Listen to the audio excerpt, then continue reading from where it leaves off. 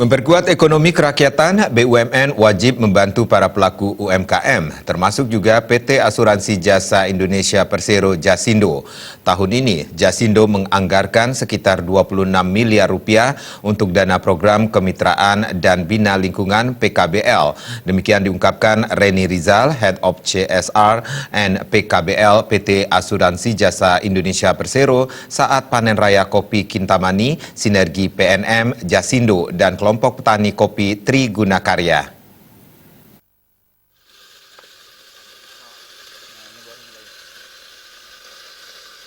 Reni Rizal selaku Head of CSR and PKBL Jasindo mengatakan, kesungguhan Jasindo dalam melaksanakan program ini juga ditunjukkan dengan dirangkulnya PT Permodalan Nasional Madani Persero (PNM) sebagai pelaksana program. Dalam hal ini, PNM membantu menyiapkan calon mitra binaan yang dinilai layak untuk dikembangkan usahanya. PNM juga melakukan serangkaian pelatihan atau capacity building dengan menghadirkan narasumber yang ahli di bidangnya, serta melakukan pendampingan dan monitor pasca pelatihan. Jasindo turut bangga dengan bantuan yang disalurkan Jasindo melalui PNM agar hasil kopi lebih baik dan bisa diekspor. Bantuan dalam periode 2018 hingga 2020 merupakan bantuan tahap 2. Bantuan tahap 1 berada dalam periode 2016 sampai dengan 2018. Kami dari Jasindo turut berbangga hati dengan hasil yang didapat oleh bapak-bapak petani dari petani kopi Kintamani, ya Pak ya. Karena hari ini panen raya dan luar biasa hasil yang didapatkannya bagus-bagus biji kopinya. Semoga bantuan yang disalurkan dari Jasindo melalui PNM dapat bermanfaat bagi para petani di sini, dan harapannya adalah bahwa petani-petani kita dari Indonesia dan khususnya dari Kintamani sudah bisa ekspor hasil biji kopinya. Cutria Dewanti, Kepala Divisi Jasa Manajemen Kemitraan dan LKMS PT PNM Persero mengatakan, sinergi dengan petani kopi PNM dan Jasindo bertujuan petani kopi mendapatkan manfaat dari kerjasama ini. Tidak hanya pembiayaan, para petani juga mendapatkan pelatihan dengan berbagai materi sesuai kebutuhan, baik menyangkut penguatan kelompok, manajemen keuangan, teknis produksi, pembuatan produk olahan, pemasaran. Jadi, alhamdulillah sinergi ini bisa berjalan dengan baik. Total yang sudah kami berikan dengan beberapa kerjasama dengan PNM, dengan BUMN, sudah lebih di atas 7 miliar. Mudah-mudahan kerjasama dengan Jasindo bisa berjalan dengan baik. Dan kami mengucapkan terima kasih atas kerjasama dengan Jasindo.